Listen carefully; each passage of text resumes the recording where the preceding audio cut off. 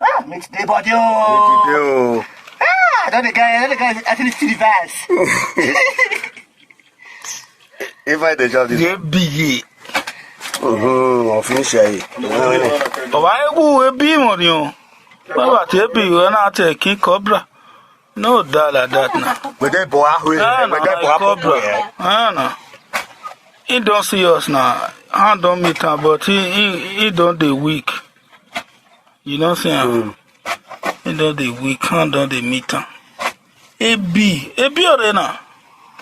Oh, that boy, you know I get to my, you know I get.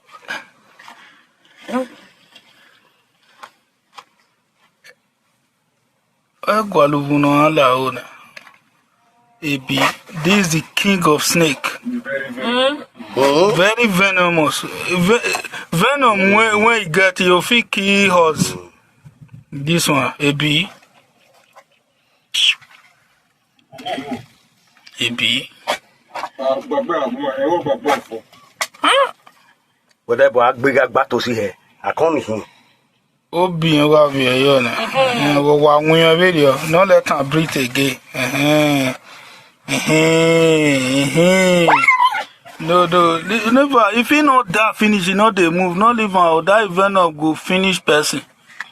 You know, saying you're the secret the venom. Yeah, you're the secret. Thank you.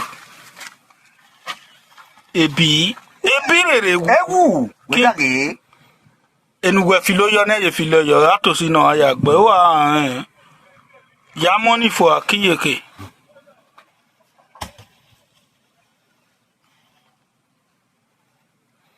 Black cobra. Powerful king of snake. Now they kill many snake they eat. Don't finish it. No, not finish. It don't finish. If they kill many snake you eat. This one. He get power that we are don't know when he makes us all forward with more like that. EB bar snake. Okbolo no. EB us about say born a ha. Oh, turn you look.